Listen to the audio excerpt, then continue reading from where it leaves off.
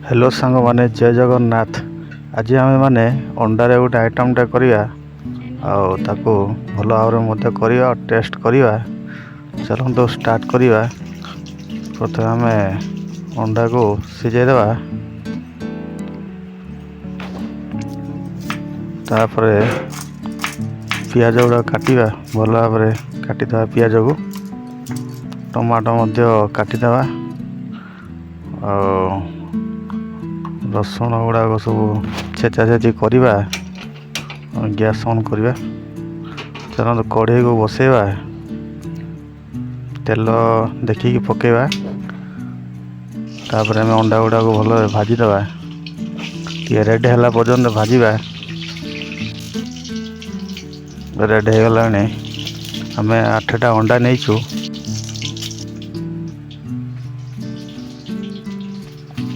आज घरे आम रोषे कर बारीपटे आमर खरा अधिक होची तो रोषे करानी, तेणु घरे आज चलती प्रोग्राम।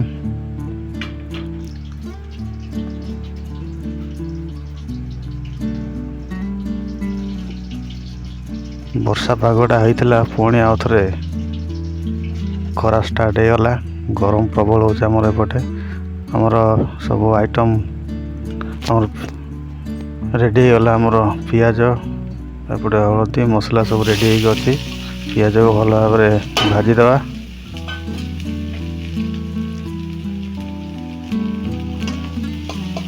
तापर पियाज टे रेड है पर्यटन भाजवा। आमर से अंडार तेल गुड़ाक थी आम तेल पकेनु। एवं रसुण छेचा को पकेवा।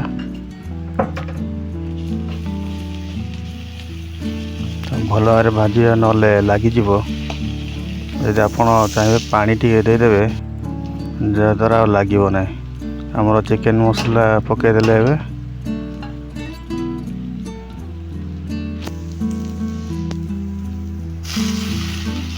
तापर पानी देदेवा कपटे ना मसला कषिला बेले लगिज।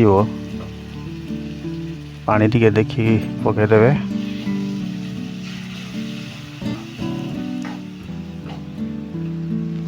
भल घाटिवा। घाटी गोटे 5-10 मिनट छाड़ी तापर आम टमाटो अच्छी टमाटो को पकईदे।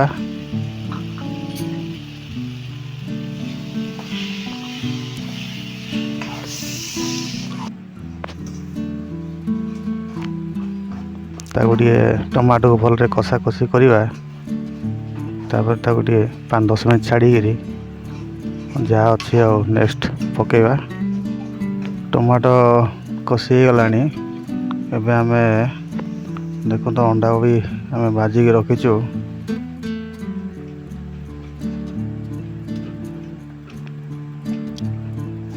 देखो तो भल भाव कषि गला मसला भी। एबे आम हलदी गुंड को लुण पकईदे।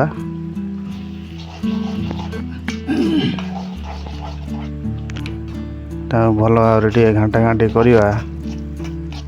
आपड़ चाहिए जदि पानी देवा चाहिए पानी देदेवे। आम पानी टे पकईदे ना मसला लगी जाऊँगी।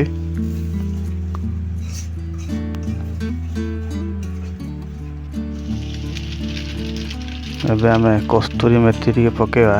भल बास्ना फ्लेवरटा भल आसो। कस्तूरी मेथीटा पकईले तो कस्तूरी मेथी टे पकईदे।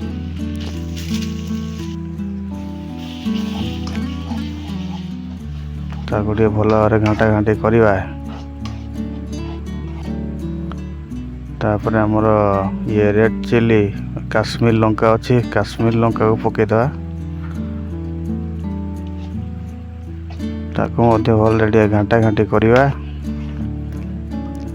देखो तो बढ़िया फ्लेवरटा आसला रेड हो। अंडा आम अंडा 8टा नहीं अंडा 8टा को पकईदे।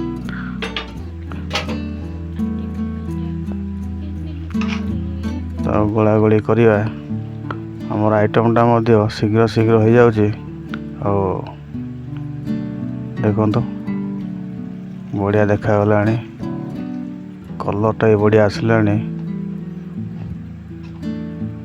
आमर रेडी हो गला आमर एग करी।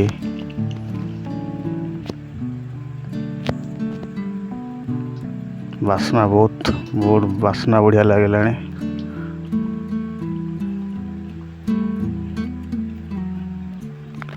ଚାଲନ୍ତୁ ଏବେ ଭାତ ବାଡ଼ାବାଡ଼ି କରିବା ଆଉ ଟେଷ୍ଟ କରିବା କେମିତି ଲାଗୁଛି ଆମର ଅଣ୍ଡା କରି।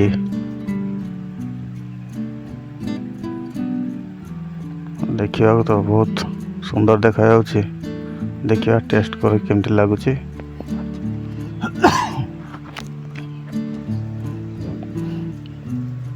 ଦେଖନ୍ତୁ କେତେ ବଢ଼ିଆ ହେଇଛି। ଭଲ ଭାବରେ ମାନେ ମସଲାଟା ମଧ୍ୟ ଭିତରକୁ ଯାଇଛି। ଆମେ ଏଇଟା ଦେଶୀ ଅଣ୍ଡା ନୁହଁ, ଏଇଟା ବ୍ରଏଲର୍ କୁକୁଡ଼ା ଅଣ୍ଡା। ଦେଶୀ ଅଣ୍ଡା ନେକ୍ସଟ ଟାଇମ୍ କେବେ କଲେ ଦେଶୀ ଅଣ୍ଡାରେ କରିବା। ସାଙ୍ଗମାନେ ଆମ ଚ୍ୟାନେଲଟି ବା ଆମ ଭିଡ଼ିଓଟି ଯଦି ଭଲ ଲାଗେ ନିହାତି ଆମ ଚ୍ୟାନେଲକୁ ସବସ୍କ୍ରାଇବ୍ କରିବେ, ଲାଇକ୍ କରିବେ ଆଉ କମେଣ୍ଟ ମଧ୍ୟ ଦେବେ। ବଢ଼ିଆ ଲାଗୁଛି ମଧ୍ୟ ଟେଷ୍ଟ ଲାଗୁଛି। ଆପଣମାନେ ଘରେ ବନେଇକି ଖାଉଥିବେ ଏକ କରି, ତ ଭଲ ଟେଷ୍ଟ ଲାଗିଲା ମଧ୍ୟ ଆଜି। ଆଉ ମସଲା ଟିକେ ଆଜି ଅଧିକ ହେଇଗଲା, ତ ମସଲା ଟିକେ କମ୍ ପଡ଼ିଥାନ୍ତା ଚିକେନ ମସଲାଟା, ତ ଚଳିବ। ଦେଖିବାକୁ ଗଲେ ପୁରା ଭଲ ଲାଗୁଛି, ଟେଷ୍ଟ ଲାଗୁଛି।